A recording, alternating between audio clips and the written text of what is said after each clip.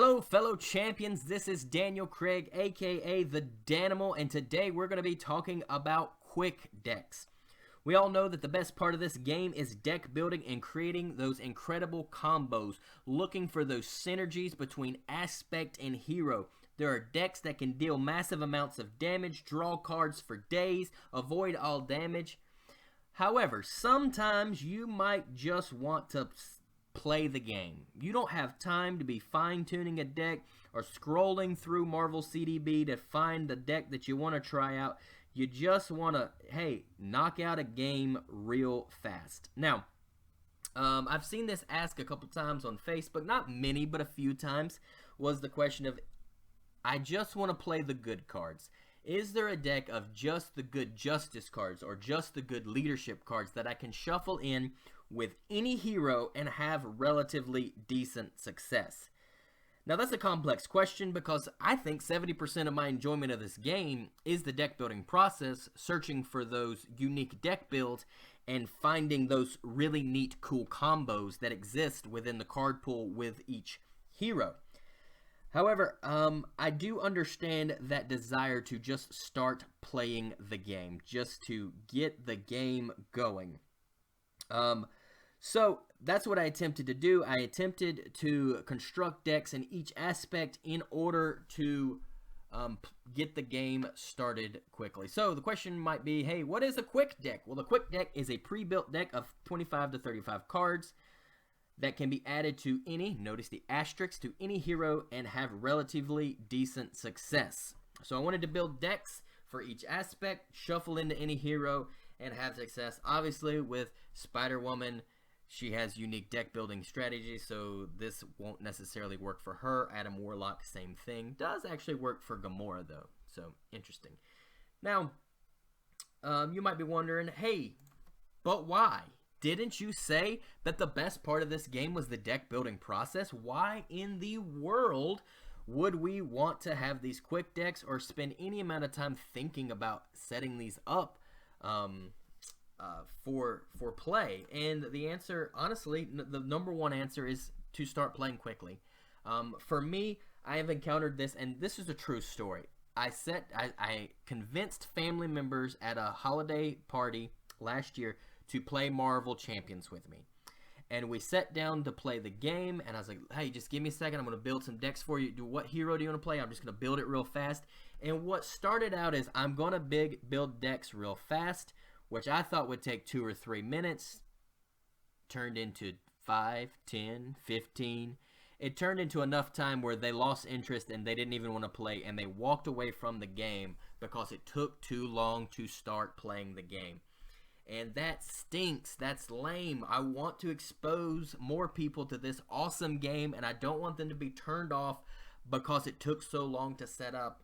And also, another reason that this was important to me was I have a son, and he asked me about 30 minutes before bedtime one night, can we play Marvel Champions? And I had to say no because I didn't have time to create decks and try to find those synergies and try to, even if I did it really, really fast and just randomly like was throwing in cards, it still would take too much time for us to complete a scenario.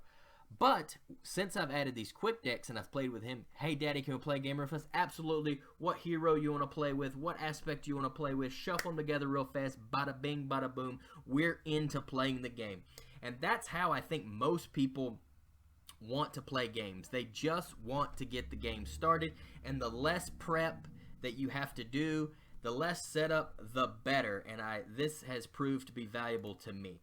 The second reason why you might want to think about quick decks is to explore the aspects with each hero.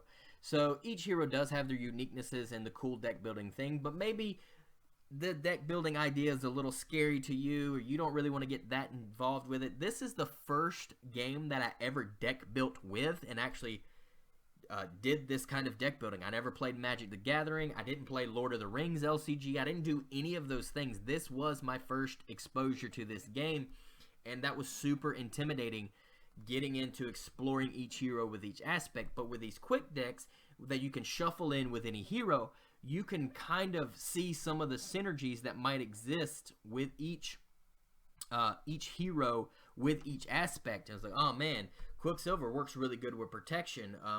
but man, protection doesn't work really good with this hero over here, or maybe I'm running the wrong cards, and you can kind of play with it a little bit. Kind of creates an opportunity to play around with the deck building idea. So it allows you to explore the deck builds quickly with each hero, which is kind of new and maybe kind of introducing you to the deck build ideas. Now, I know maybe many of you or some of you might just keep the precons together. You only play with the pre-constructed decks, and that's awesome and amazing, and honestly how the developers kind of intended or expected that to happen, and that's why they designed it the way they designed it. However, because this game is more enjoyable when you get in the deck building, being able to explore each aspect with each hero in this quick way, I think opens the door to walk through into getting into the deeper side of deck building. So that I think is another reason why quick decks are a cool idea. And the next is it just presents new challenges. I've been playing this deck since it came out. Love it, and honestly, it's given me a new appreciation for Standard. It's given me new ways to play and just new challenges. Just like the other night, I grabbed Quicksilver, I grabbed the Protection deck, I shuffled out a Ultron deck real fast, and I was like, let's just see it. Let's see if I can beat Ultron with this Protection Quicksilver deck. Actually, the answer was, yeah, you probably could, and I had it set up to win, but I rushed things and ended up dying in the process. But I had the damage to kill him, and all I had to do was not lose on the encounter phase, and I lost on the encounter phase. But anyways, don't worry about that. But it did present new challenges, and so that was a lot of fun. Now, deck building in this way, just some of the things I noticed, or some of my thought processes during this was, number one, not every hero utilizes their basic stats, their basic thwart, attack, defense stat. So that was something I had to keep in mind when deck building. So I couldn't just throw in a combat training and think, oh, this is going to work for every hero. So I had to think about, is this going to work, or is this going to synergize pretty well with most heroes or not? So that was one of the things that I had to consider or to think about. At the same time, realizing there are heroes that did want to synergize with those cards, like Iron Man, who can ready himself, and Quicksilver, who readies himself and does use their basic stats a lot. So I did want to consider that as well. The next thing I wanted to consider, or kind of pointed out to me, was every hero kit is king. Every hero kit has the cards it needs in order to do the thing that it wants to do. So Iron Man has enough tech cards to build his suit out to the point where you can get the maximum hand size in hero form. Rocket has enough tech cards in order for you to use his Tinker ability. Black Widow has enough prep cards in her hero kit in order to be effective in the game. So hero kit is king, and it just gave me a new appreciation for those hero kits, and to know that, hey, if I don't include this one card because it only synergizes well with Quicksilver, still Quicksilver has the things he needs to buff his stats in order to be effective in a standard game. Next thing was trait-specific cards are out. So anything that required me to be an Avenger or a Guardian or a Mystic, I could not use any of those cards. So cards that typically would be a staple in some builds, aka the Sorcerer Supreme in every Doctor Strange deck, could not be included in this type of build because it would not synergize with all the heroes. So I wanted to consider that and exclude those things. Also, that meant Quinn Carrier could not be included because it requires you to be an Avenger. Stinger couldn't be included because it requires you to be an Avenger to play. Now, I know there is the trick with the make the call to get her in play, so maybe it still could have been useful, but I just avoided it just to avoid some confusion, because again, a lot of this I'm playing with new players, so didn't want to put too many tricks in there. Next thing to be aware of is this is before I got my Mad Titan Shadow box, so I didn't include any of those cards. I did, however, get Nebula, but I made these decks before Nebula, so I didn't really include. I made one switch to include a Nebula card, but for the most part, this pre-Nebula, pre-Mad Titan Shadow, maybe I'll do some adjustments along the way and kind of share those ideas with you once I get the box. but this is before I get Mad Titan Shadow. But there are cards in there that I think would be really good to include in this kind of deck building idea. I really like White Tiger. She seems really cool. The next one is resource types and balance. Now, certain heroes want certain resource types. Iron Man wants lightning. There's a lot of heroes that want like Captain Marvel wants lightning. Hulk wants physical resources. However, I couldn't build decks strictly focused on a certain resource type, so I tried to find the balance between all of those things. So primarily focus was playing the good cards. That was focus number one. Play the good cards. Do not play the bad cards. Play the good cards. But second to that was trying to find balance amongst the resources. So one of the ways that I tried to find that balance was to include the power ofs, which I know is controversial. Some people like them and some people don't like those cards, but honestly, that wild resource is so valuable to give you the resource you need at that particular time. Or if you're fighting a villain, hey, I need to have 2 mental in order to get rid of Hysteria, and I want to make sure I have a deck that can do that regardless of what the hero kit says. Because like Hulk doesn't have, he has all physical, so you want to include cards that you can potentially do what you need to do with what resource types you had. So I tried to find some level of balance with that, but again, I was trying to play the good cards. The next thing was I wanted to highlight the aspect. So I didn't want to include a bunch of basic cards. So I included 5 basics in these builds, the 3 double resources, a Helicarrier, which is just a resource generator, basically, you know, reduces the cost. Works in solo and in multiplayer, great card. And endurance or first aid. So I can go either way with first aid or endurance.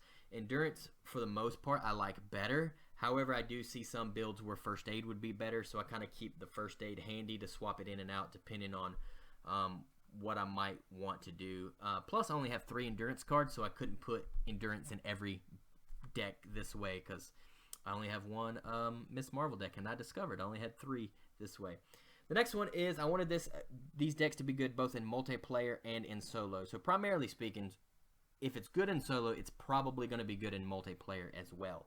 So I tried to focus on solo. So aggression needed to have enough thwart cards in order to be able to deal with the thwarting problem. So we couldn't just throw all attacks in there and just not worry about the thwart. And knowing that every hero doesn't have in their kit the best thwarting options, I wanted to make sure each kit had what it needed to be successful in solo.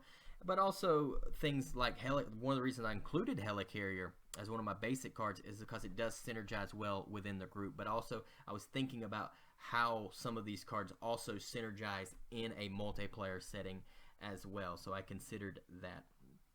The next thing was I wanted to do 45 card decks. I started out trying to do 40 card decks, and then I expanded it to 45 card decks. And here's why, because some of you might be thinking, ew, gross, 45 card decks, super inefficient or very inefficient.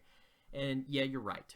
40 card decks are more efficient, but I wanted to include 45 cards because my primary focus wasn't necessarily efficiency, which I know that sounds bad in a deck building game like this because you want to be super efficient. But my primary focus wasn't necessarily efficiency. My primary focus was to expose to the card pool and also to allow you to make quick cuts. So, for instance, those power of cards may not be necessary for a Black Panther build. So if I'm playing Black Panther, I just cut those cards real fast. And it's easier to cut cards out of a deck than it would be to add cards into a deck. So I thought of that as well. So that's why I included 45, made them 45 card decks instead of staying at 40, so that you could make those quick cuts, because that's a lot easier. And considering I included the Black Widow, the Hawkeye, and the Hulk ally in their respective decks, their respective aspects, because I just love those cards. I wanted you to be able to play with those guys, and if you shuffle them together, then you drew Hulk and you're like, oh no, I wasn't supposed to include this, you could be able to just get rid of it real fast and not worry about breaking the deck size rule as well. So it allows for quick cuts. The next thing is I played on standard difficulty against tougher villains. That was my focus. Expert just provides that extra notch of challenge, which these quick decks weren't necessarily designed to deal with. Again, I've mentioned this, they weren't necessarily designed to be the most efficient. And so some of the expert villains and the expert scenarios just require you to be more synergized in your approach, and that's not what this deck is or could be. So, but I did test it on tougher villains. So this is tested against Mutagen. This was tested against Claw, with almost every hero, with almost every deck, just to see if it could play or did have the opportunity to succeed. And that's where I found that, yeah, it could. The next thing is unique heroes require unique builds. We mentioned this earlier. Spider-Woman, Adam Warlock, they're just going to require unique building. The quick decks just aren't going to work for them. And the next one is Hulk is still Hulk. Hulk is still going to be frustrating and hulky, and he's just going to try to smash through anything. When I was playing with the different decks with Hulk, that became my focus no matter what aspect I chose. It was use my hero cards, beat the villain down quickly, and try to find success that way, because Hulk is still going to be a tough hero to play. And then the next is the theme. So one of the things that I like to do when I'm playing this game is visualize what comic is being written, right? What comic story is being told. And so for thematically, this is the story I'm telling in my mind when I'm playing with these quick decks. Crossbones is on the attack. We gotta go. There's no time to prepare. Grab what you can grab and get in the battle. So that's the theme that I'm going with. You gotta, man, we're just gonna go be aggressive. So grab my aggressive stuff and get in there. We need to lay down some justice. Grab my justice stuff and go. Or I need to be the leader this time. Just grab it and go and get in the battle. So thematically, that is what I was thinking of for theme-wise. So that gives you some of the thoughts. So next thing, let's talk about the actual aspects and the decks.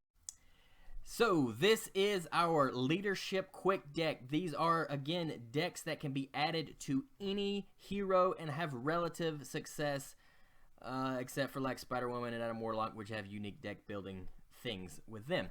So this is my leadership deck, and these are the best cards. I'm just kidding. They may not be the best cards, but they work. This, I think, synergizes pretty well. So just quickly to go over our basic cards, we have First Aid in here instead of Endurance. Like I said, it could be either Endurance or First Aid. I like First Aid for my leadership build so I can heal my allies and keep them on the board. Then we have our three basic resources of Energy, Genius, and Strength. And then we have the Helicarrier that's both useful in solo play and in multiplayer play as well. It just kind of gives you that extra resource. So now let's go over the leadership cards. First, we have Falcon. So Falcon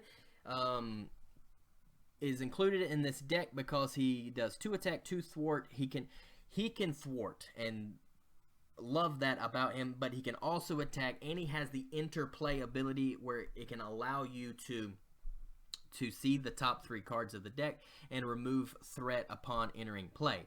Now, that is awesome that he can remove threat, but even if you don't remove threat with him, it exposes players to the idea of being able to look at and kind of get an idea of the encounter deck of what's coming. It sets you up to see, okay, well, I'm going to get that as an encounter card. That's going to be the boost on the attack. And so I think simply that ability is neat in and of itself, even if it doesn't remove threat. But most of the time it's going to remove at least 1, if not more, threat depending on the scenario. And I love Falcon for that reason.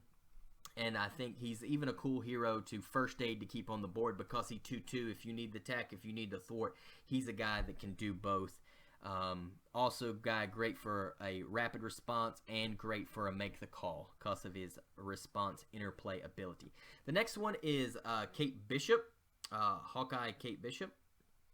She honestly, she's in here because she's a cheap ally that you can jump block for. She comes in, does 2 damage, jump block for. I rarely ever use her action to discard a card to deal damage.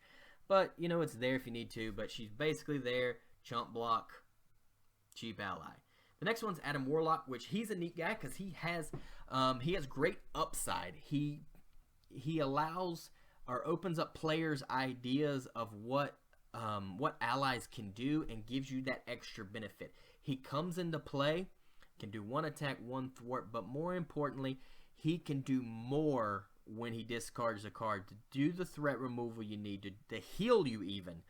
How many cards can heal your identity? There's not many in this game, and there wasn't many that I could include in this particular build, but he can heal your identity, keep you in hero mode longer, deal damage, and then you can, there's a little bit of gaminess that happens with there that you can learn about how to have the certain resource in your hand at the end, so the random card you're discarding, you know what it is, so that you can get the benefit that you want. And so teaching new players that and kind of seeing that played out is a lot of fun. So Adam Warlock is super cool, powerful ally. Wanted to make sure he was a part of this. The next one is Black Knight. Black Knight, his main thing is that his attacks gain a piercing, which allows him to cut through toughness. And I'm going to tell you that this was super valuable when those stupid claw mercenary guards, those armored guards, come out. Being able to cut through and pierce through their tough, or to cut through Rhino's tough when he gets tough on him.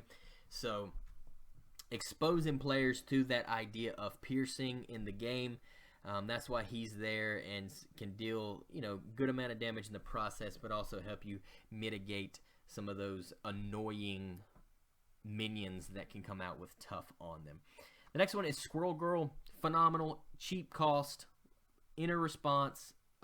interplay response is phenomenal to do 1 damage to everything. Great against Ultron. Great, honestly, in every scenario. You can never go wrong with Squirrel Girl, so that's why she's here. Coming in, dealing damage to everything, doing a thwart, doing an attack, and then chump blocking. Then you can rapid response, make the call. She's a target for those 2 cards as well, getting her back into play. Always great blocker for you. Good deal. The next one is Wonder Man. Some people have mixed opinions about him. They don't really like him because, you know, he's got 3 attack, but it doesn't really help you because of you don't really get to use it that much. But honestly, I like it to just get him into play as a cheap blocker. I like to get him into play to do 2 thwarts and then block. But even if he never uses his attack, but he could use his attack ability. You could get that involved. Get that card. If you just have a dangling card at the end of your play, you can use that to get a big damage out of him. So that is available to you, but I like Wonder Man as a cheap blocker. Plus, he's a good source for indirect damage because he has those 3 health. So you take indirect damage while he's blocked. Like while you take the indirect damage, you can put 1 or 2 on him before he blocks, and so that's kind of cool. The next one is U.S. Agent. Now, he's in here because he is the ultimate minion defender. However, I did discover he's actually pretty good at blocking against the villain as well. So Claw, when you're playing on standard, only has a base 0 attack. So a lot of times he can block for 2, 3 times against the villain and retaliate on him before he goes out. Because say Claw's attacking for 0 plus 2 boost cards, he blocks, the 2 boost cards are blank, he takes no damage, retaliates on the villain. Great 5 health ally here, very useful also to help mitigate the damage of some of those minions that are trying to ping you down. The next one, again, this Hawkeye card right here, Hawkeye Clint Barton, is a stable card of almost any leadership build. Gotta include this guy, being able to ping damage on those minions entering play. Just the MVP against Ultron pretty much every time he's playing. Great card. Love Hawkeye. Plus, once you get the 2 damage on him, because he did his basic power 2 times, he becomes a battery for strength and numbers, which is kind of neat as well, while he uses his last arrows. The next thing is Maria Hill. Again, she's good in multiplayer and good in solo play, because when she enters play, she draws you a card, making her an excellent target for a make the call or rapid response. Plus, she can thwart for 2, and that's phenomenal. Having an ally that can come in and thwart for 2 is great. On top of that, she's giving you resources, giving you cards to do things, giving your team cards in multiplayer. Phenomenal. You gotta have a Maria Hill, and because you're not building a specific specific arc of I'm just looking for Guardian here, I'm just looking for Avenger heroes, she fits in nicely into this quick deck idea. Strength in numbers. Now, this is not necessarily a strength in numbers build. However, I do think this card was important to include in this type of deck because I wanted to expose players to the idea of using those allies as batteries to get more card draw, just introducing card draw to them so that they can see the value of that card draw. So again, strength in numbers is there, even though in this particular deck build I rarely used it because I was rarely in a position where I had enough allies for it to make sense, or I needed my ally to do something else instead. But strength in numbers is such a solid card. I did want to expose new players to the idea of drawing cards off your allies.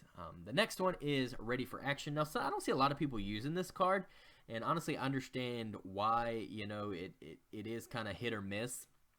But for me, because it gives a tough status card to an ally, means that you can get an extra use out of that ally.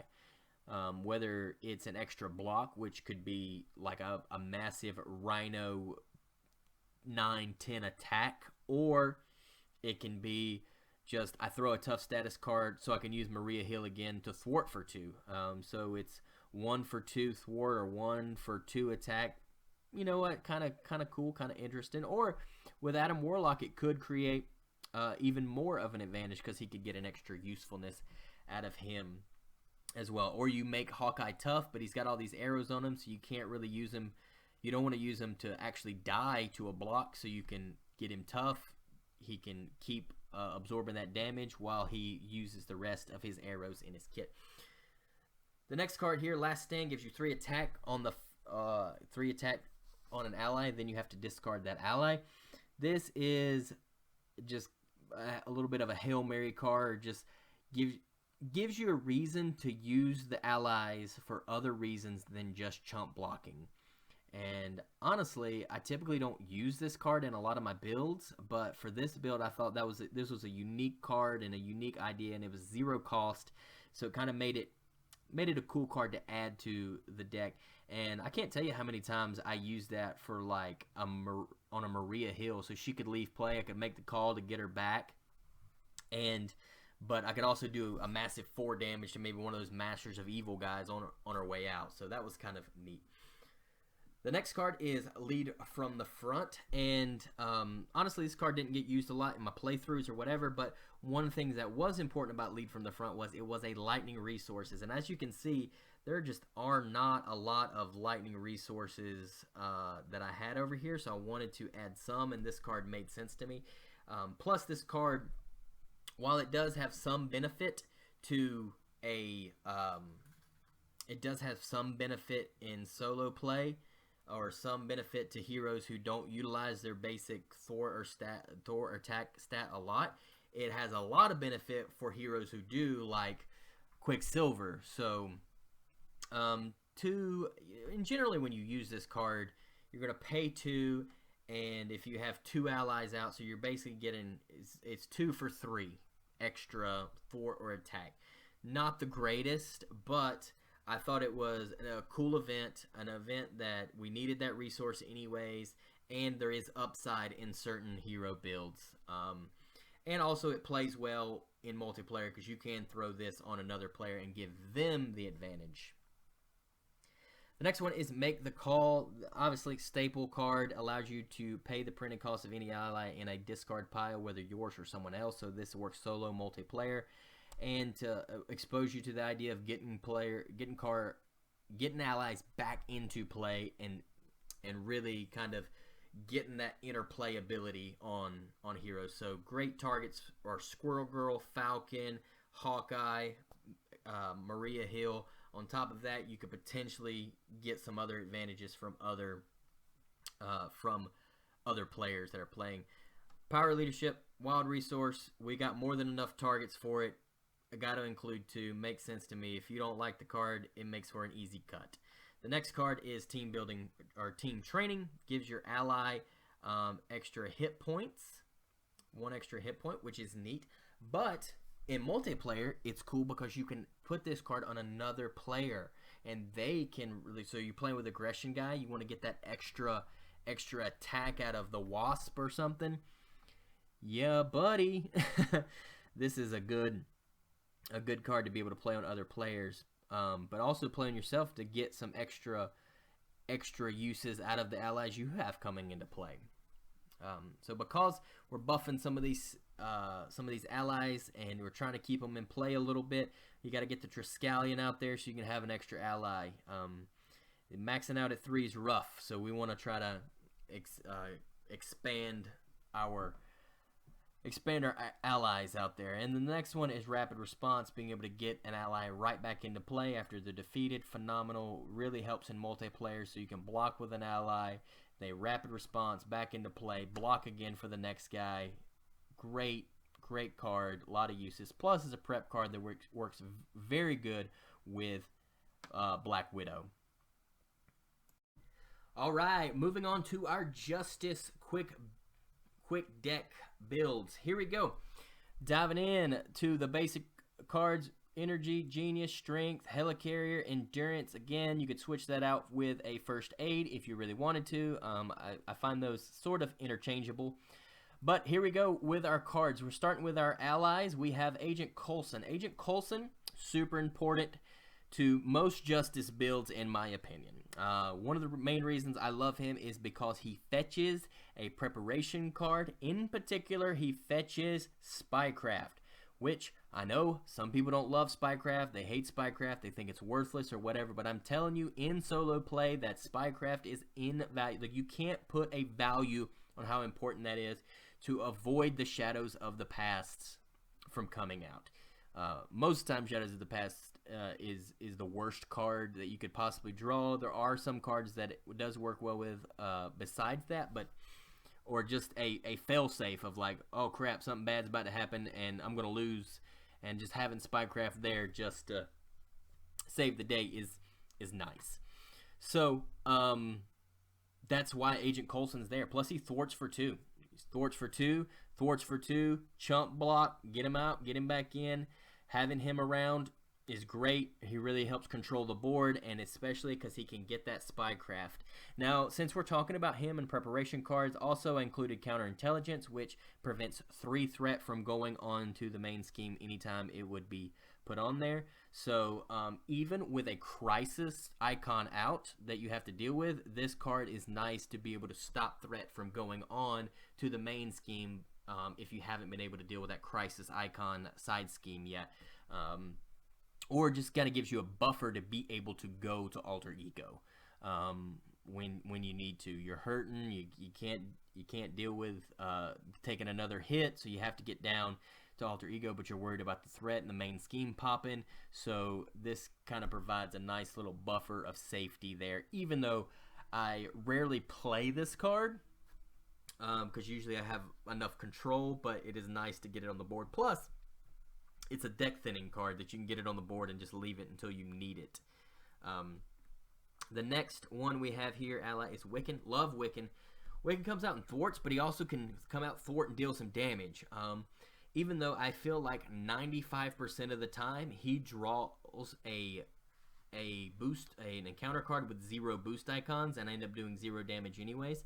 Just the fact that he's a 2-cost ally just makes him worth it as a chump blocker, but he has tremendous upside and definitely needs to be included in this build, because I have drawn very rarely those 3 boost icons with him, and being able to deal 3 damage to something that, like a guard minion that I just need off the board, or to get damage on the villain so you can actually win, which is one of the struggles of Justice, is finding enough damage to win the game. So that's why I like Wiccan. He does a great job at, he can deal damage, but if nothing else, he's going to remove 2 thwart and chump block for you. And kind of like a little interesting thing about Wiccan is that sometimes he does something really cool where he discards a really bad card from the encounter deck that you don't have to worry about dealing with. So maybe you don't get any damage off of it, but it just removes it from the encounter deck, so you don't have to deal with it. Maybe it's a goblin minion, maybe like a like a monster or a goblin knight gets discarded that way, so you don't have to deal with them anymore, and the damage is just bonus. The next one is Quake. Quake, love her. 2-cost ally, 2 attack, 1 thwart. A lot of times with Justice, you're going to want to be... Justice gives you the opportunity to kind of go to Alter Ego a lot. So having her being able to go to Alter Ego while still dealing damage to some of the minions is kind of neat. But honestly, her main use is to come out, do 2 attack, and chump block. That's her main function. The next ally we have here is a new one from Nebula's pack, is Wraith. Wraith is phenomenal. I love this card. I actually went back and changed my deck so I could put Wraith in this deck build because Wraith is so good. Boost effects have gotten worse. Now, they started out sort of bad, but now they're really bad with some of the boost effects that are out there. But even in Claw, with that blast, that sonic blast or whatever he does, where you exhaust your ally, your hero or whatever, just is awful. And when you're not expecting it, just sucks. So him just coming out on the board, staying out on the board, and literally just hanging out until that one boost card is turned face up, and you're like, nope. And the fact that he can do it in multiplayer, where he can protect another hero, or you're blocking with an ally, and then it comes out and you have to deal 1 damage to that ally, so that ally is gone and now it can't block, and you get to take the whole damage, and Wraith's just like, So the main use for Wraith, honestly, is to cancel the boost effects and just keep him on the board for that purpose. But with the upside of he can deal 3 damage when he needs to. So on his way out into the game, you've let him do his thing. And he can just, boom, hit for 3, kill that minion, knock out the villain. That's pretty dope, too. The 3-attack Justice ally is bonkers good. So I love Wraith. I think totally worth the cost and what he can do, which would make me consider actually adding a first aid into this deck more so than a endurance card, so that you can keep healing Wraith, so he can keep taking care of those boost effects. The next one is Jessica Jones. Jessica Jones here is for her upside, 3 costs, 2 attack, 1 thwart, 3 health. Not the greatest ally. Maybe she would be one that you would change out with somebody else that you like better, depending on what you were playing. Eros, I think his name is, the 2 costs in the Nebula pack that can confuse minions, but also does 2 thwarting. He's pretty good. Maybe I would swap him in just because he's a cheaper and he can thwart. But Jessica Jones is really cool because she does have that upside of, if you do get 2 or 3 side schemes into play, she can scale well. So particularly against Red Skull, she is just bonkers good against Red Skull, but she's kind of meh in the build. But I don't know, I like her, so I included her in this build. And even though I realize there might be other hero or other allies that might slot better in than her. The next one is Stealth Strike. Stealth Strike, you need ways to deal damage in this game, but still your Justice player's primary goal is to be controlling the threat. But because it's solo, I wanted it to be good in solo, yet I had to include cards that could deal damage. And so 3 calls for 4 damage is not the most ideal. However, if you're killing an killing a minion or an enemy with this, you're still removing threat and doing what you're supposed to do. So 3 for 6 points of something, pretty good value, and it's some of the damage that you need as the Justice hero. The next one is Multitasking. I love this card. 1 cost, 2 thwart. Not the best, but it is the best when you can remove 4 threat for 1, and that's pretty good. That's like on par with laying down the law, and you don't even have to switch up to do, or switch forms to do it. So I like this card. And then on top of that, you can use if you're playing with Miss Marvel and she can shrink it and do 4 off 2 different threats, that or 2 different schemes, that's just phenomenal good. Couldn't ignore this card. Kind of had to give a little bit of love to Miss Marvel because of this, but again, it is useful in every hero kit, because at the very worst, 1 cost for 2 thwart is solid. The next one, turn the tide. After your hero thwarts and removes all the threat from a scheme, deal 3 damage to an enemy. Again, this card does damage, and we need cards that just do damage, and 0 cost for 3 damage is really good. And again, works really good in Miss Marvel's deck because she can thwart with multitasking for 4 by shrinking it, and then clear a side scheme by thwarting, and then turn the tide, and then embiggen it and hit for 5. Phenomenal, so good. But it's also just good in every hero kit, just to dish out that damage after you thwart, which is what the Justice player wants to be doing anyways. And then the stable card of 4 Justice, 2 cost, 3 threat removal, but typically you're going to have that mental resource, so you're going to get 2 for 4. And sometimes you just need that big thwart to come out to be able to knock 4 off of something. So included 2 of those. The next one is Power of Justice. Again, wanted that wild resource. We have more than enough targets for this card. Makes sense in this deck build to include it. If you don't like it, you can cut it. So next one is a Beat Cop. Beat Cop, I noticed isn't appearing in as many decks as it once did, but I still think it's a really good card just to kind of get out there and mitigate threat as you need to. Kind of get the threat down maybe on a scheme so that you can thwart the rest of it off, so you can hit a turning tide. Really cool just to keep it out there. Plus, don't sleep on the fact that it can take out that big minion that comes out. So that 9 health Ronin that pops out randomly because you're playing Krief Fanatic because you're a crazy person, and she's built up over 9 turns, and this Beat Cop can just blow Ronin out of the water. That's awesome. That is a fun way to kill a big minion, is with a Beat Cop after you've used them 7-8 times. Next one is this Sonic Rifle. Being able to confuse the villain as a Justice player is great. Just confusing villains and enemies is great because you want to be able to go to Alter Ego, and one of the main ways you do that, if you can confuse them, you can get to Alter Ego, do what you need to do, and get back up. And this gives you 2 confuse on a stick. Yeah, gotta include that. On top of that is a tech for Iron Man and a tech for Rocket, so they can do their things with that if they wanted to. But being able to confuse them villains and them minions can be very useful. And if they're already confused, you can use it to deal damage, which is one of the things, again, Justice struggles at. So you want to include cards that can do that when you need it to do that. Counterintelligence, Spycraft, talked about those already. Sense of Justice.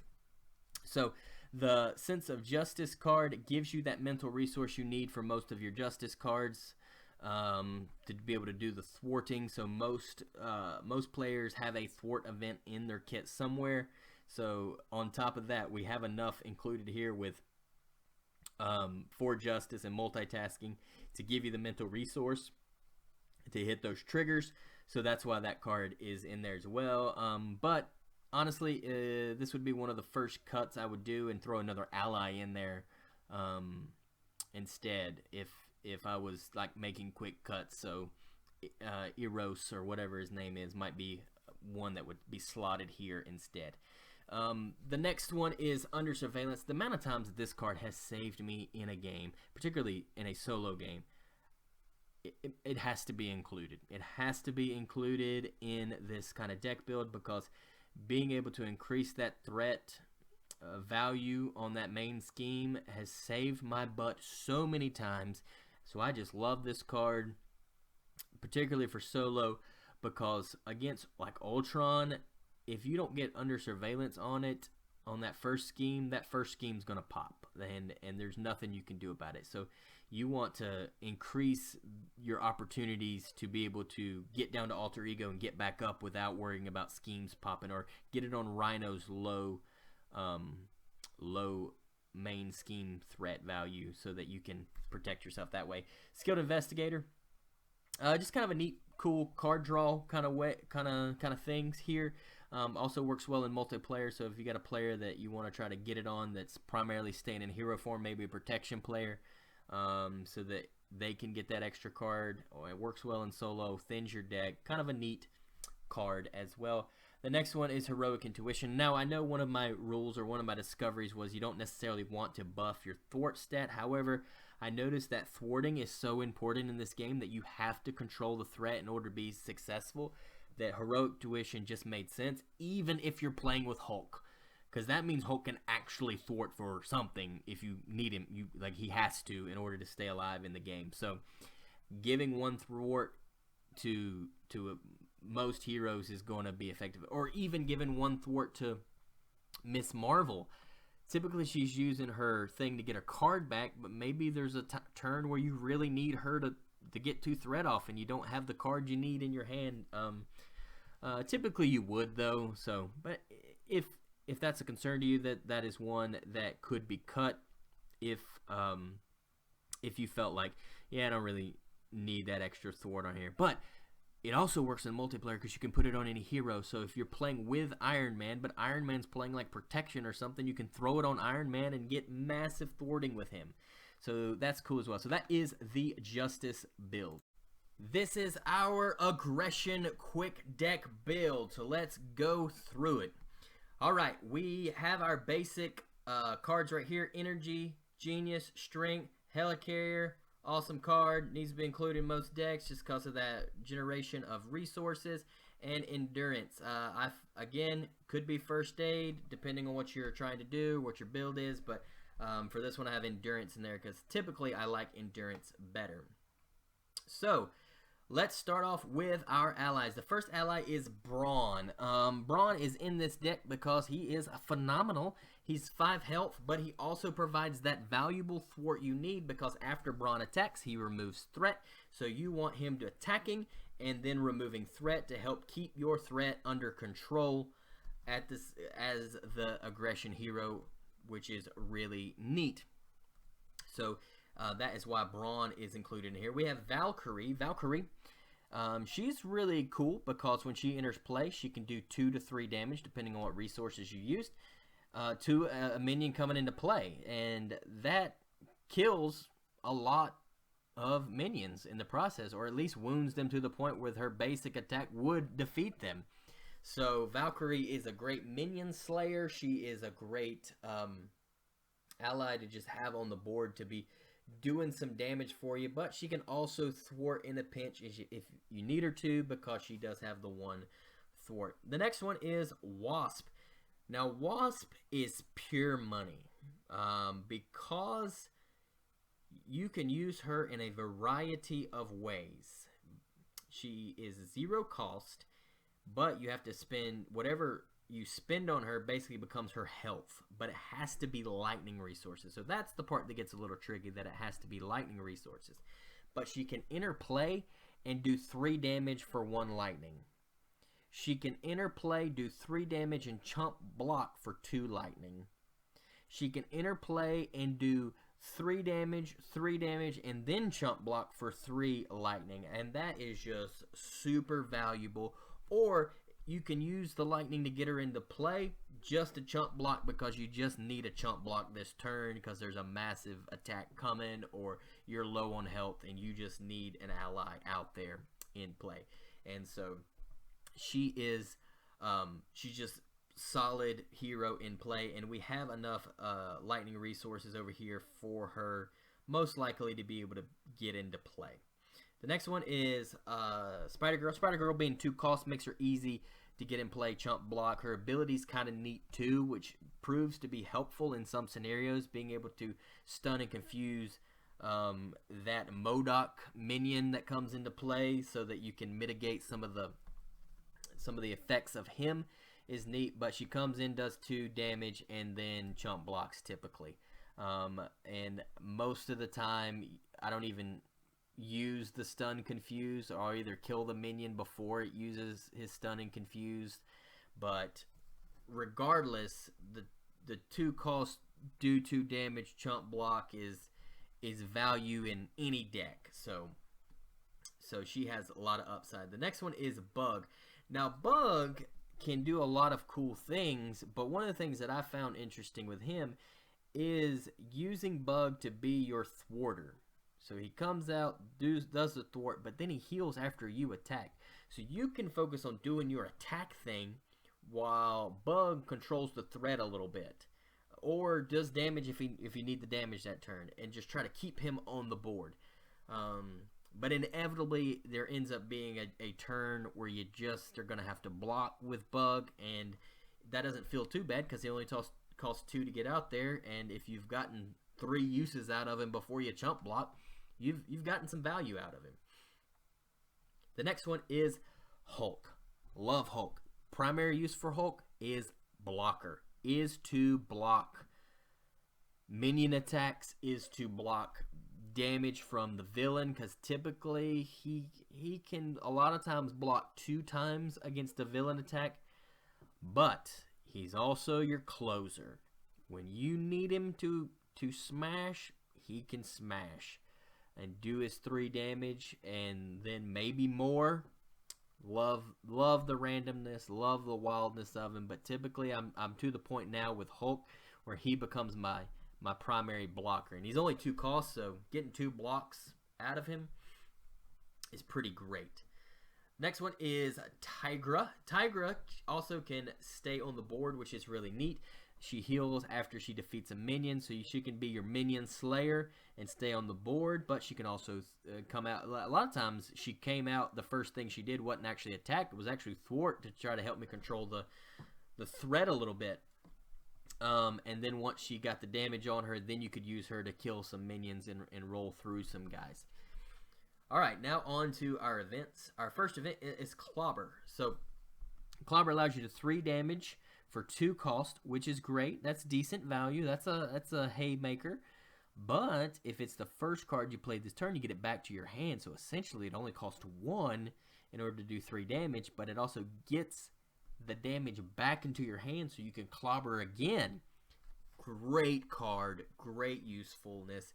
So basically you will spend 2 resources the first time, get the rebate, and then spend 2 resources again and do 6 damage. That's pretty decent value. Like that card, but a lot of times I'm using it one time, getting it back to my hand to spend it on something else.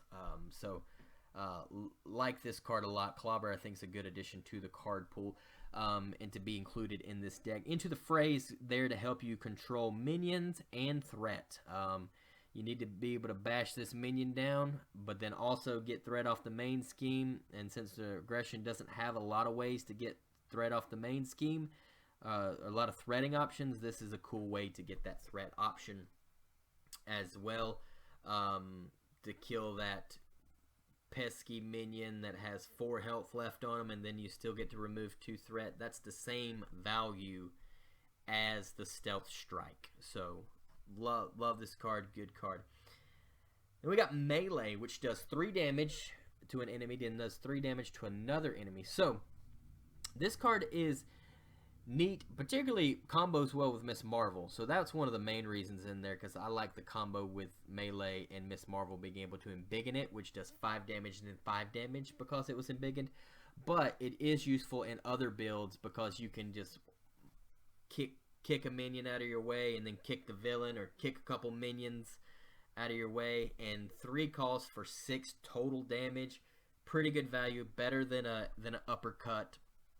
So it has the decent value there. Also, it is a mental resource, which stinks for Hulk in your deck, but is good in the sense that you can, it gives you that resource that you need to be able to maybe pay for certain things, like removing villain attachments. Next one is a Piercing Strike.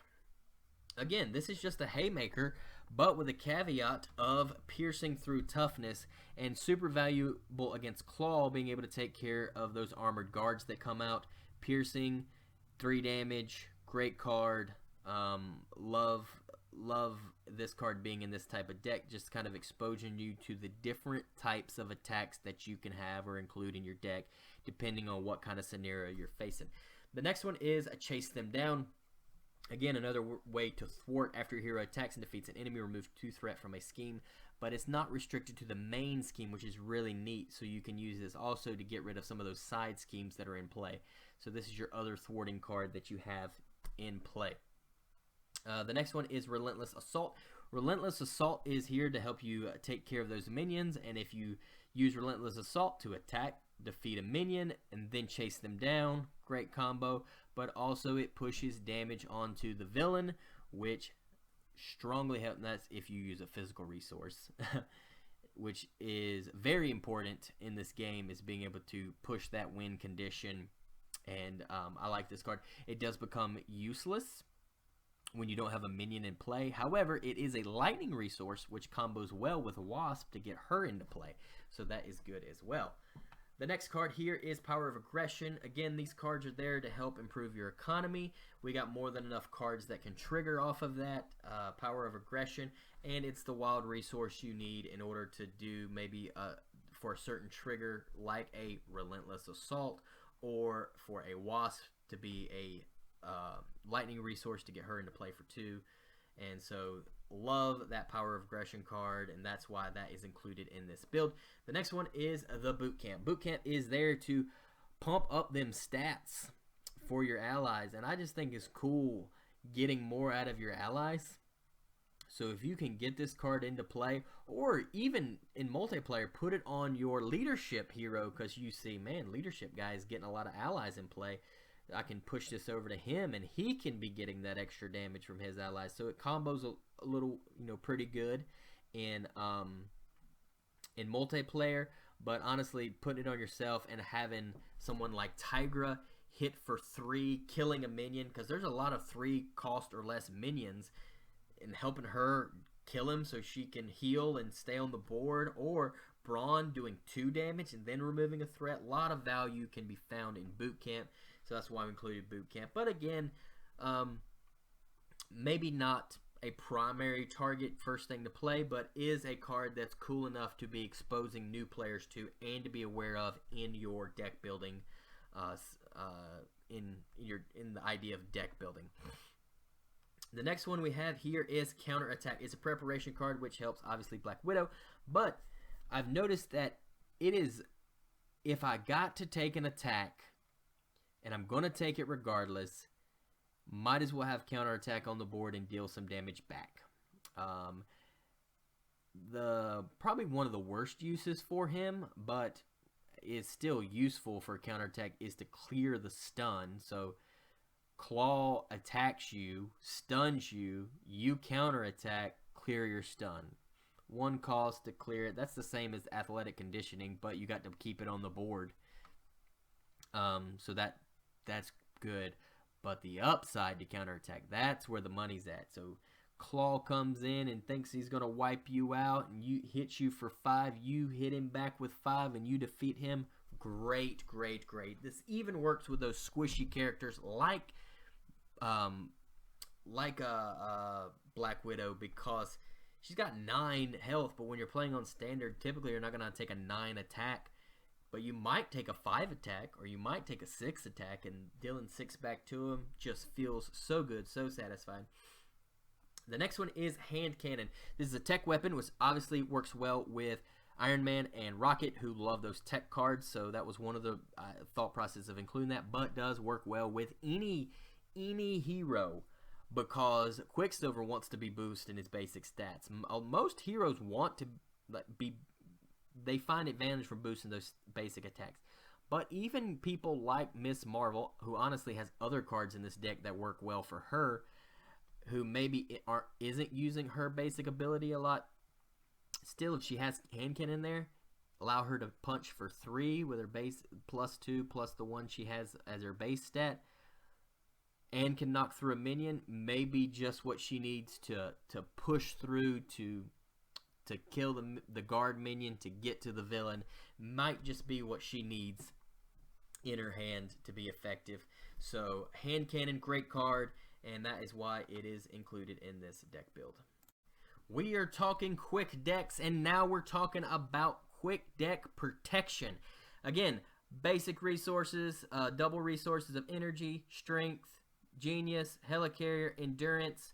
Again, that could be first aid. However, I got cards in here that do heal your character, so maybe endurance is better, and I do find endurance to be better for this particular build for protection than maybe some of the other ones. So let's get started. All right, first let's get our allies. The first ally is Brother Voodoo, and one of the main reasons Brother Voodoo is in here is because he can thwart for 2. There is not a lot of thwarting that happens within the protection aspect, so having this ally who can come out and thwart for 2, super valuable.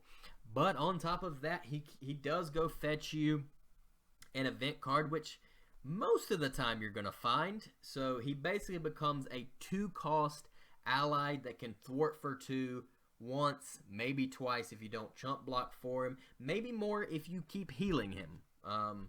But generally speaking, you're thwarting once or twice, or thwarting once and then chump blocking with him. But for 2 costs to get that value is pretty good, especially when you need thwart in the protection aspect, and it doesn't exist in a lot of ways in protection. So that's why I like Brother Voodoo, and he's very useful for the thwart. But he can attack for 1 if you want him to do that. Starhawk 2-cost ally. You can creating the little in and out combo with Starhawk is great. He comes in, he thwarts, and then the next round he attacks for 2. He comes back to your hand, you put him back in play, he thwarts for 1. Then next round he attacks for 2. He put him back in your hand, get him back out there, thwarts for 1. So you just do that attack a thwart, attack a thwart, attack a thwart, in and out. Starhawk is great for that. And again, you need the thwart in protection builds. So using Starhawk to go in and out like that is very valuable. That's primarily how he was used in my games, was to get him in there, get that thwart from him, kill him off, get him back out there so he can keep going, and until I got into a bind where I needed him to chump block, and then he would do that. So Starhawk, great card. Next one is Clea. Clea, again, another staple card, I think, pretty much in almost any protection build, because she comes in, does something, and she just takes an attack for you. Shuffles back into the deck, cycles through again, and almost like she multiplies herself. She's just coming out so many times because she's constantly being shuffled back into your draw pile. So she is great. The next one is Warlock. So Warlock is an interesting guy because typically he's a guy that I did not include in a lot of deck builds because I didn't necessarily see the value in Warlock. Yeah, he can come out and heal himself if you spend a mental, but I just didn't find the value there in most of my builds. However, when I was building a deck like this, I was like, man, we do need to have consistent thwarting abilities, and that's what Warlock can do. You can count on him to give you 1 thwart every round. He's essentially a beat cop, and he can... he's a beat cop that you have to keep alive with a mental resource every now and then. So that's basically what I use him for.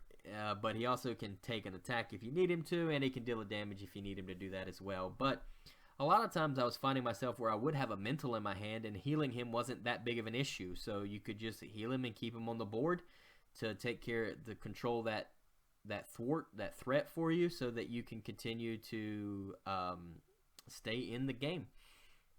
Next one is Iron Fist. One of the best parts about the protection aspects is the ability to stun the villain. So especially since I was playing Claw, and he just goes through his deck so much faster if you're staying in hero mode, and he's getting 2 boost cards every time.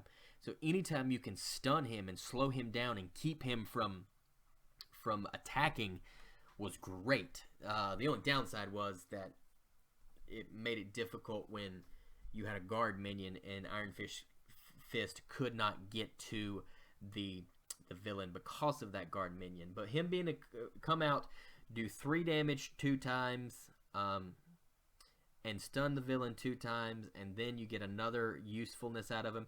There were times where he came out, he thwarted once before because maybe there's a guard minion out and I couldn't use the stun counters yet. So he thwarted, and then he used his 2 attacks later on to stun him. So a lot of usefulness there with Iron Fist. Just simply stunning and controlling the villain is always good. So this is one of my favorite protection allies and why he must be included in this particular build. The next one is Black Widow. Black Widow, she's just kind of cool. She's kind of like a spycraft on a stick, kind of a, hey, I'll help save you from a really bad day.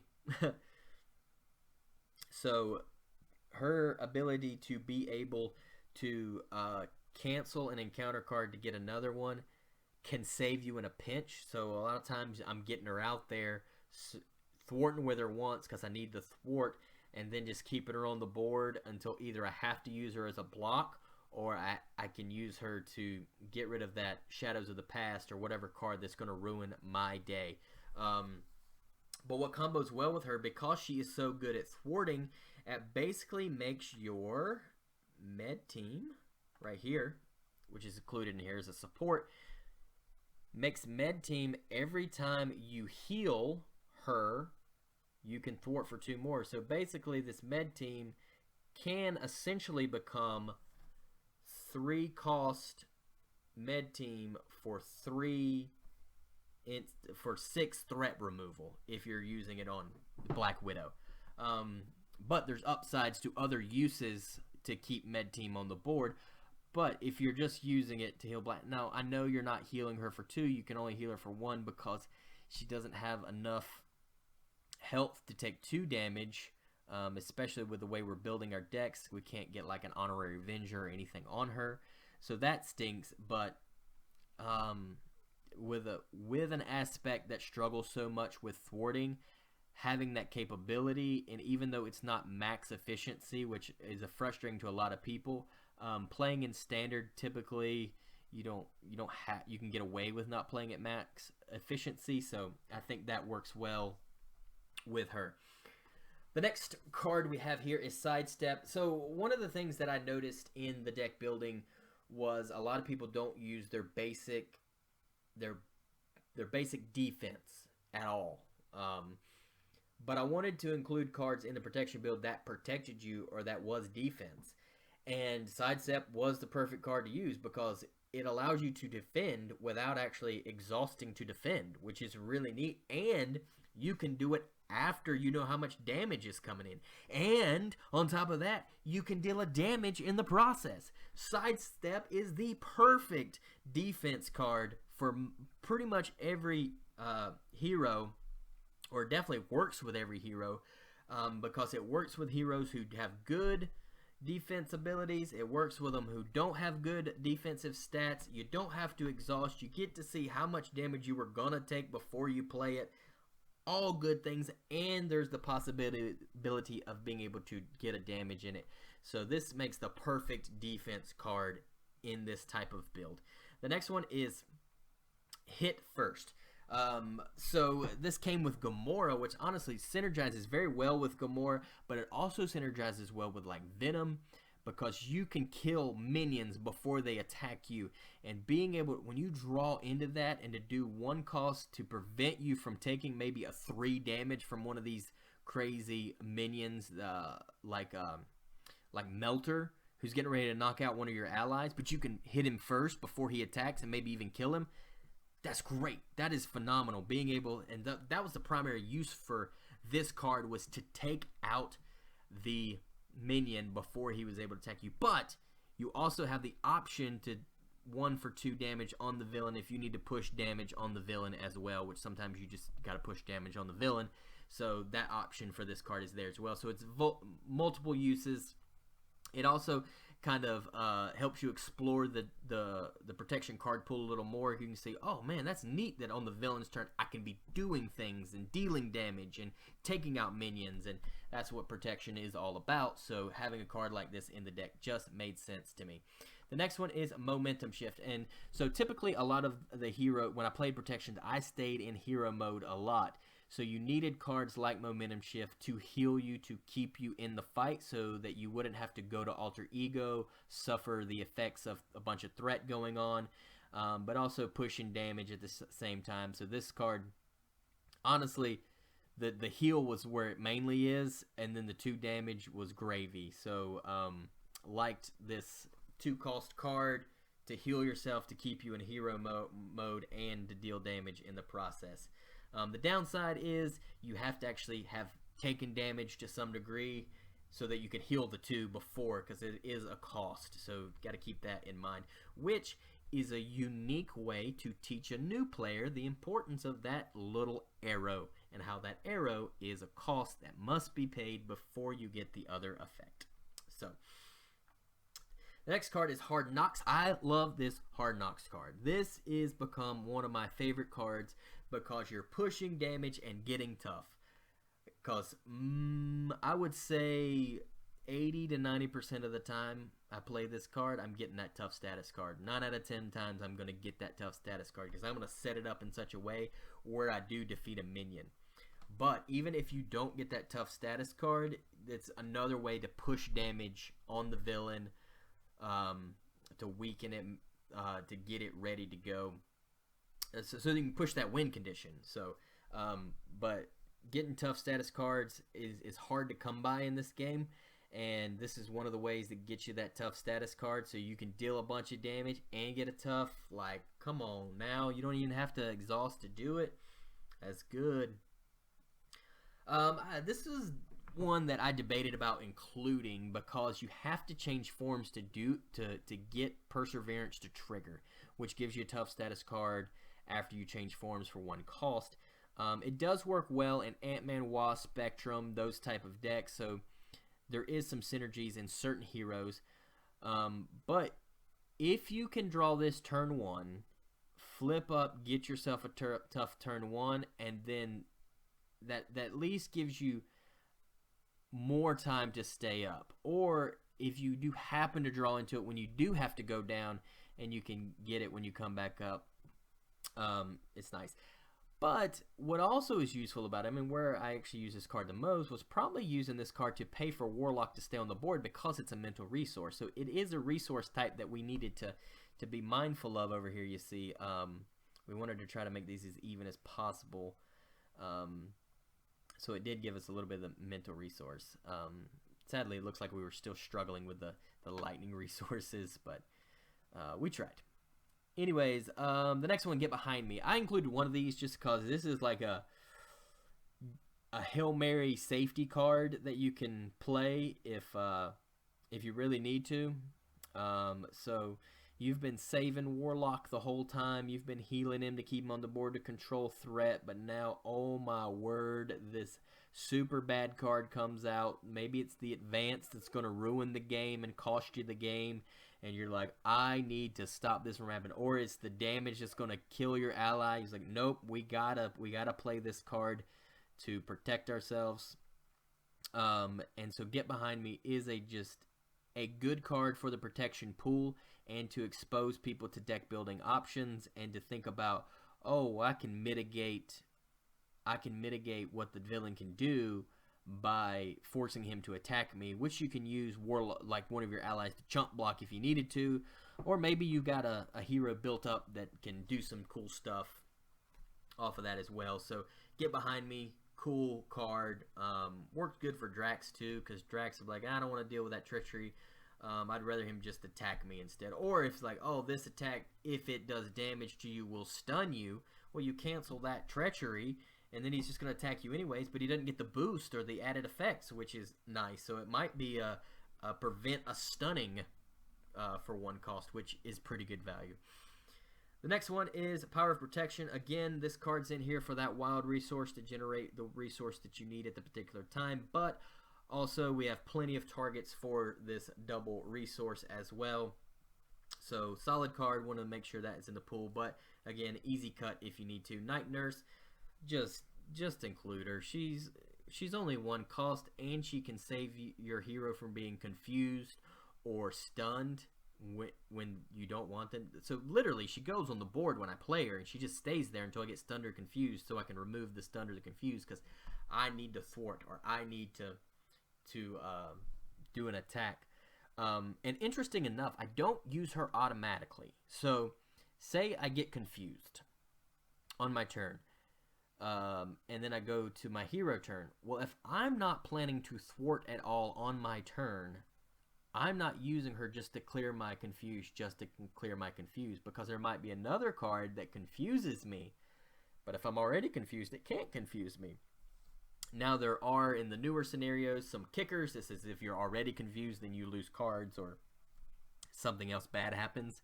In that case, I would just go ahead and use it to clear that. But she's just a good safety net to have around to prevent you from having wasted turns. Especially if you're trying to get this hard knocks in and you're like, oh no, I've exhausted the block and now I can't hard knocks to get the tough that I wanted to. So Night Nurse is great in that regard. Next one is Med Team. We went over that a little bit with her, with Black Widow being able to constantly heal some of these guys that do the thwarting. So targets for this, Brother Voodoo is good, Black Widow is good, and your hero is good, but it also works great in multiplayer so that you can help other players keep their cards in play as well. So synergizes well in those regards. Good staple card to the kit that definitely should be included in this quick deck idea.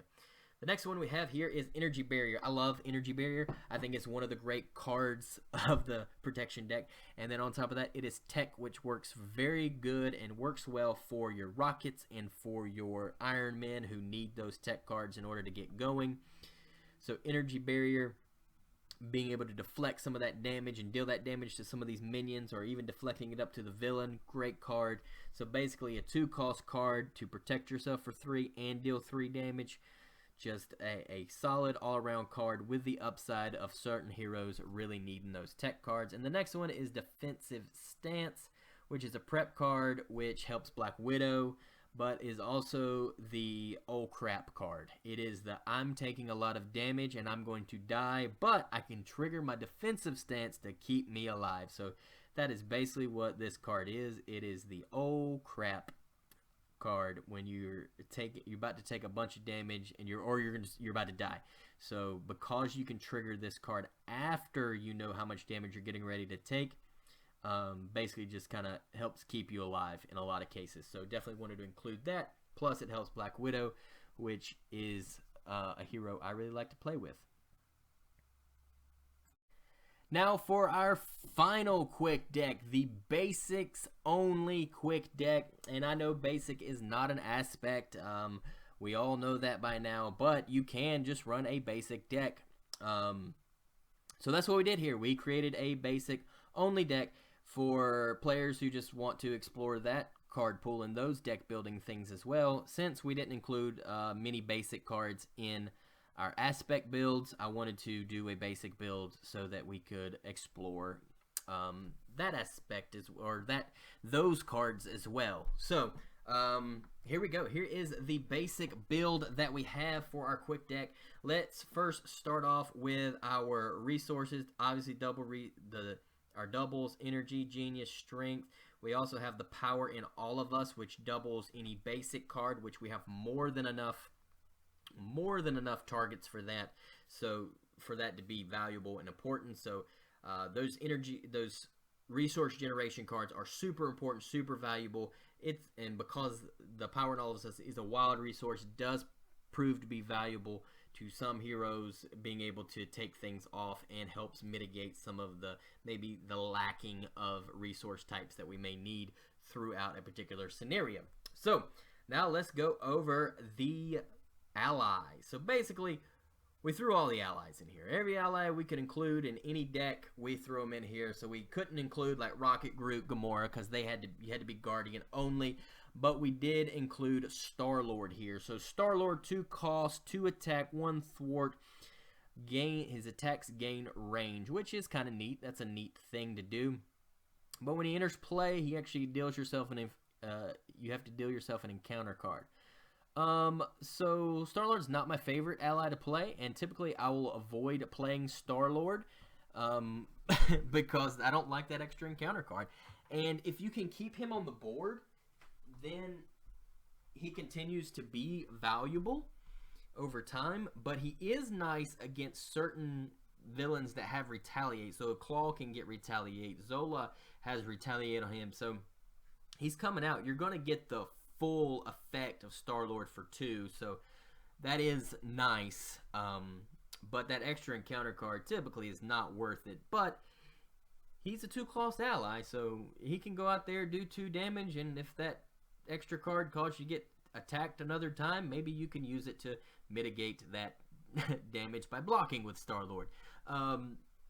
But, you know, it's a give and take. It's just an interesting dynamic of the game. It's just something to explore the deck building possibilities, so that's why Star-Lord is in here, mainly because he's a cheap 2-cost ally to throw in the deck, and if you don't really like him that much, you can just kind of get him out here. But honestly, Star-Lord is my wife's favorite superhero, so definitely wanted to throw him in a deck somewhere, because he's just fun. He's just fun. The next one is Lockjaw. No, Lockjaw is a controversial hero for a lot of people, but honestly, by including him in this deck and knowing that you always have access to him while he's in your discard pile, I think it's just like I understand why people miss the value of that, but which I did for a long time. I just did not see the value in Lockjaw. He seemed like a waste of time. He never seemed to be in the discard pile when I really needed him. I forgot about him being in the discard pile most of the time. But now that I'm purposefully including him in a lot of builds and I'm aware of his existence in the pool, and sometimes you just need to thwart and he can come out and give it to you. So maybe he comes out, 2 thwart, and then he's gone. Bring him back, 2 thwart, and then he's just a cool ally, and I think people need to be aware of his existence and explore him as a possibility of getting that puppy into play and getting his benefits. Plus, if you heal him at all, if you heal him, he gets just extra useful. So that's kind of neat as well. The next one is Ironheart. Ironheart, again, could be added to literally any deck, and you would not be mad about it. She comes in, she gives you a card, she does one attack, 1 thwart, either or, and then chump blocks. Great card in the hero pool, cheap ally, and draws you a card. So essentially, she's a 1-cost ally. And creates a level of card draw of cycling through your deck, which is good. So great card, has to be included in this deck. Next one is Spider-Man ally. And Spider-Man, again, he has a lot of upside. When he comes into play, he gets 2 extra of either attack or thwart, and I've used both many a times. So him being able to come in play and to get some work done, great ally. And allies are the basic allies are really good. So that's one of the main reasons why I pretty much included all the basic allies, is so that players could see, oh, this guy can go into any deck? Oh, that's awesome. And just kind of learning some of the mechanisms and some of the benefits of having all these different types of allies that can go into any deck. Next one is War Machine. Honestly, I really like War Machine. But the downside to War Machine is I get him out there and I want to block with him the first turn, and then something happens where I either forget to block with him to knock the tough off, or I end up figuring out a different way to block, and he just sits 2 rounds with a tough on him because I'm waiting for that bad thing to go. But honestly, you just need to get him out there and get him going in some cases. So he can get out there, he can do 2 damage, he doesn't take retaliate, so he's a great fighter in that regard to protect you from getting that retaliate damage on your minions, on your allies, which happens sometimes is your allies hate retaliate. It just murders your allies, that retaliate does, and War Machine gets around that, so he's a solid hero. Plus he has a potentially 2 thwart or 2 attack, and he can do that twice and block for you twice, which is great value. Or he can come out and go 2, 4, 6, 8 of something. So he's got good value there. The next one is Heimdall. Heimdall is real expensive, and a lot of times I wouldn't play him, but with all these resource generation cards you have down here, I do think it makes it a lot easier to play Heimdall. And it exposes players again to that encounter deck manipulation, which I think is a cool aspect of the game and something they can kind of play around with and see. So I love Heimdall. Comes out, he's a great thwarter if you can just keep him on the board thwarting for you, healing him with first aids, and keep him going, and then on his way out give you a massive attack for 3 when you're ready to kind of put down the villain, or you got to take care of, man, we got this guard ally, we just need guard minion in play, we just need to eliminate him so we can actually do something, and he's got the damage to do so. So love Heimdall. Heimdall is a good ally to have. He is real expensive, he's hard to play, but I think we have enough resources in this kit to do so. Next one is Cosmo. I'm really bad at guessing. I figured that out with Cosmo. No matter which, unless it's Doctor Strange. I am really bad at guessing what is on the top of any particular deck. So he typically comes out, does one thing, and then chump blocks for me. That is typically his usefulness to me.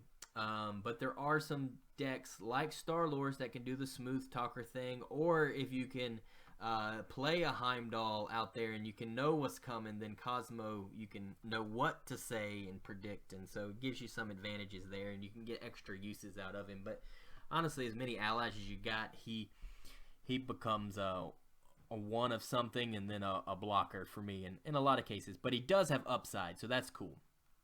Next one is Mockingbird. Stun. Status symbols are awesome and amazing, and you need to be exposed to those, and new players need to be exposed to the value of those. And Mockingbird, not Blockingbird. I want to call her by her real name because she's worthy of that, because she is phenomenal at blocking and taking care of those attacks from the bad guy by stunning them first, and then she blocks for you later on. And then the next one, Nick Fury.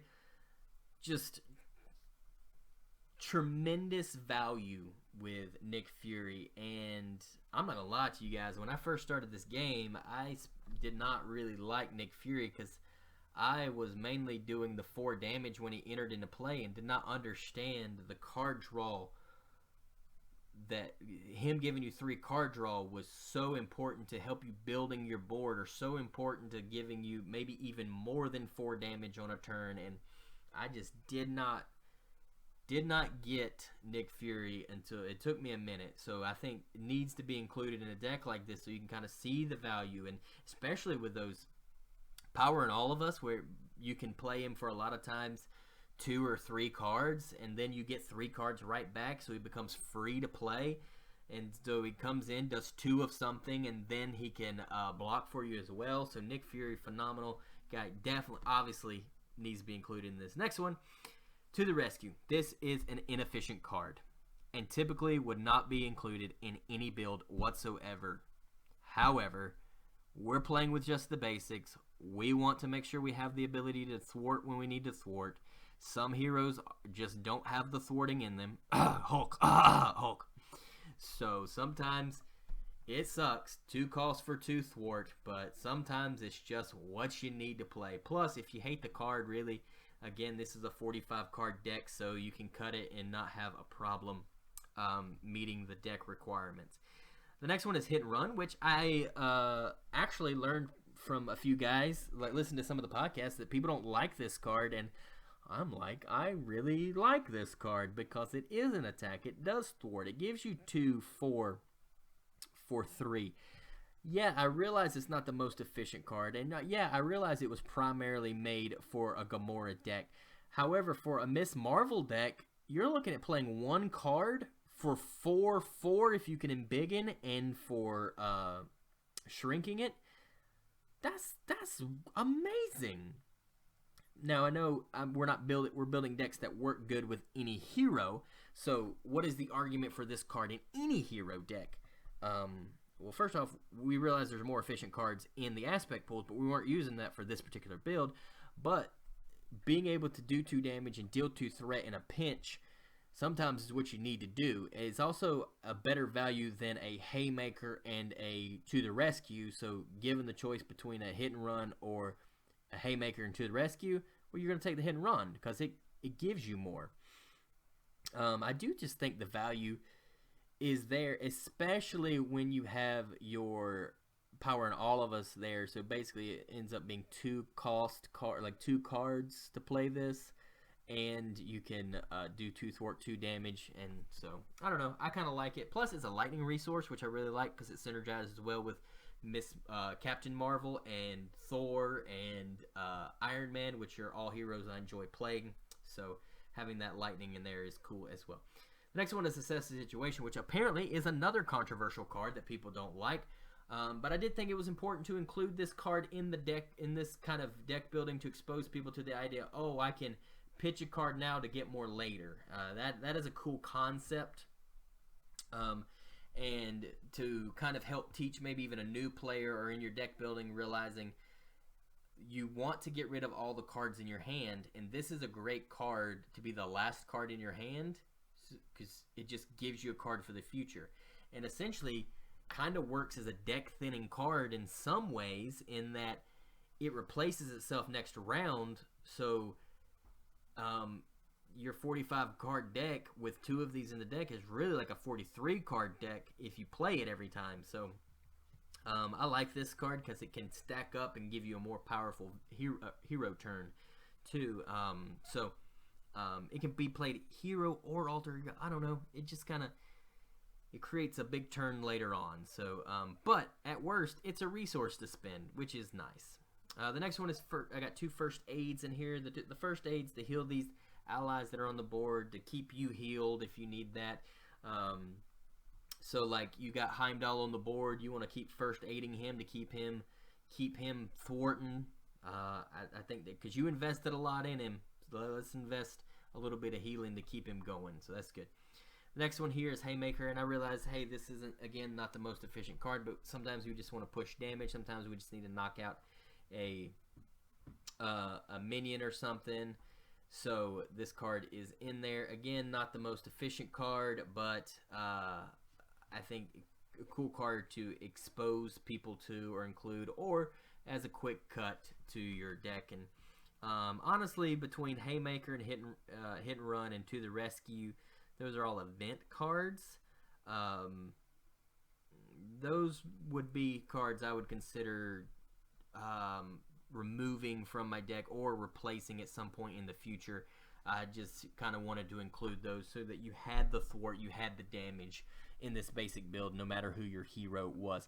The next one is Crew Quarters. Heals, kind of gives you a healing opportunity. I love this card because it gives you some level of healing. So every time you go to Alter Ego, a lot of heroes only can heal for 3, so this will basically give you an extra heal. You can also use it to heal other players, even the heroes who have big heal stats like Miss Marvel.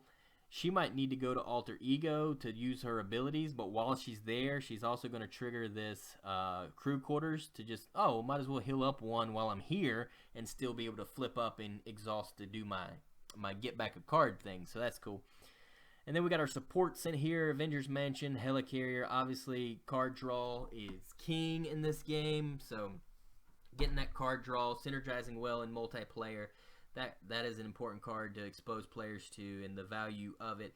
Helicarrier is the same thing. Multiplayers can use it.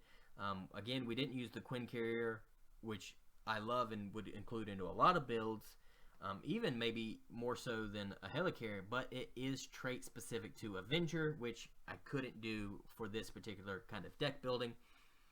The next one we have is the Plasma Pistol, which is a tech, and that is one of the main reasons this card is in here. So if you wanted to drop this card as a part of a quick cut, that could be a possibility. So 2 costs basically for 3 damage over time is not great value, but it does go out and create some tech for your tech heroes that need that. Like Iron Man, it's a lightning resource, which is helpful, and basically it's a ping to knock tough off of things. And the fact that it is not an attack is neat, because if you do end up being stunned but you just needed to do 1 damage and you have that out there, that's cool to be able to do that. And then lastly is Target Acquired.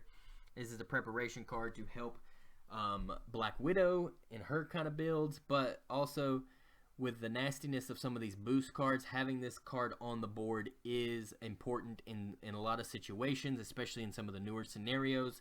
So I love this card. At first I was meh on it, but now with all the crazy boost things that are happening.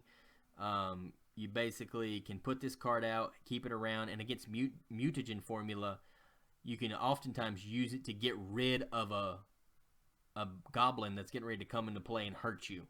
So, one cost to get rid of a goblin, that's pretty sweet. So,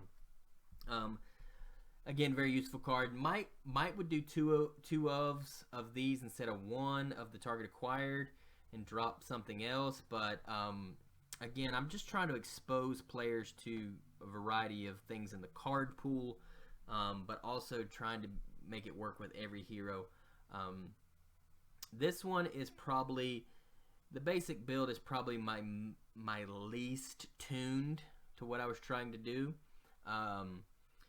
So, because I kind of created that toward the end and kind of just did it real fast or whatever. But this is my build for right now. And it has been working because I've played it with several heroes. Heroes like Iron Man, where he wants the tech cards, and heroes who are soft and squishy like Hawkeye, so it still works with him too. But again, there's probably cards still in the pool that you could play around with. And I know cards like Blade would be great to add to this deck, especially over Star-Lord,